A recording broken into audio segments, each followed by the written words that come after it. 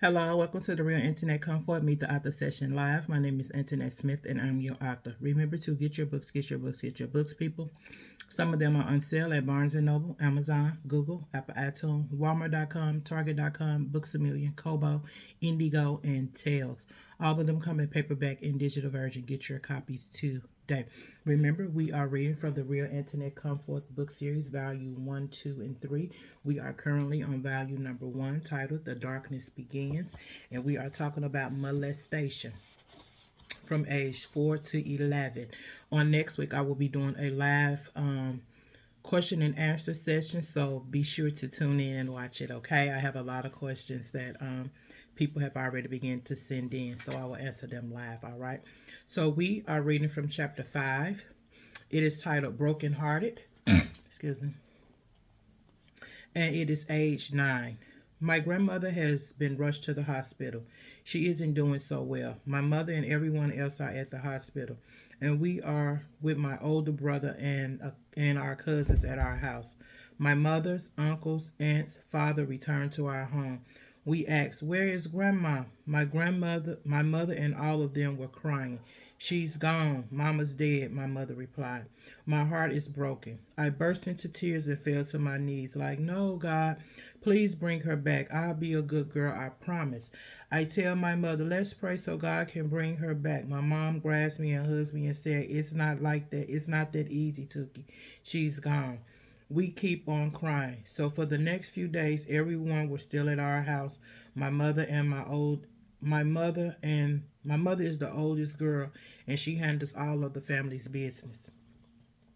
They go and make the funeral arrangements with a friend of the family that has a funeral home.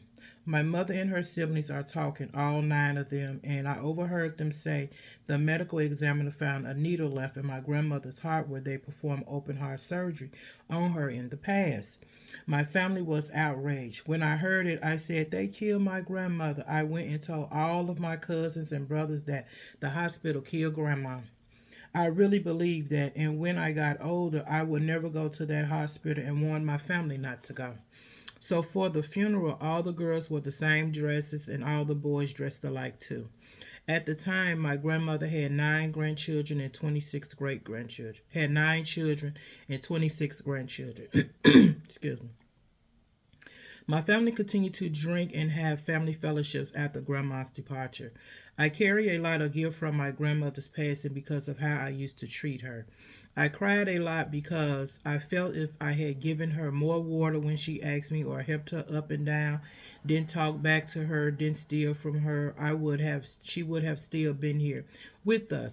So I felt I was partly the blame for her death. But I still had one grandmother in Mississippi that I promised I would be nice to. We were going to Mississippi now, my dad and I. I'm so happy to be leaving the sadness for a while. I arrived at my grandmother and aunt's house. I give my grandmother a huge big hug because I am so happy. I am so happy I can be nice to her to redeem myself from the wrong I have done. If I want, wait a minute. If you want to put it like that, not realizing that caring for my grandmother, my aunt, my father would shape me into the woman of God intended for me to be.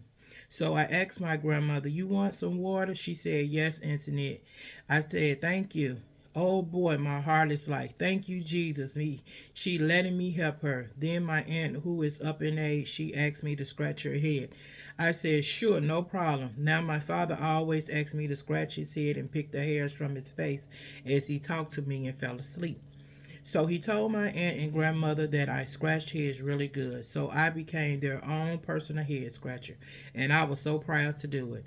I also learned to give my grandmother her insulin shots. She was a diabetic. I began to help my grandmother take baths and wash her hair and get her dressed. So my duties in Mississippi changed on that visit. So that day forward, whether my grandmother was in Mississippi or visiting Illinois, I was responsible for her care and her upkeep. I was so my playing time was very limited. I grew to love it instead of complaining like I used to with my other grandmother. Vacation was over and we headed home to Illinois. My daddy and I. He was so very proud of me. He loved to see me take care of them. I'm the apple of his eye. He would say, "You my baby." And my aunt would say, "You are a baby." Joy, unspeakable joy in my heart.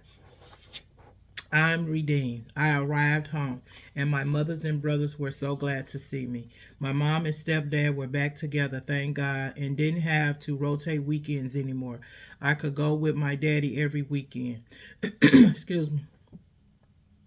My oldest brother Richard was a break dancer. He was in the top three in the county. He and his friends practiced at our house, and my mom allowed them to practice in the garage. I would go out there and watch them. My brother would teach us to break dance too. He explained to us how to listen for the beat of the music first, then the words. He showed us how to spin on our hands, moonwalk, spin on our hands. We loved it. They had a competition this weekend. We hoped they would win. They won the competition. My family was so super proud of him. Well, them because his friends were in it too. My daddy bought us Michael Jackson jackets, pants, and shoes, and MC Hammer pants so we could look like the real dancers. From the outside, we looked like the perfect American family. Everyone wanted to stay at our house and be a part of our family. We had a nice home always. My mother kept a nice, clean house. We were in the local newspaper for my mom writing Mother's Day poems for us. She also had a couple of poems she published. Plus, she wrote obituaries for people in the funeral home in our town. She cooked breakfast and supper every day. Our fathers brought us the latest clothes and shoes. My father had all my dresses custom made because I loved church so much.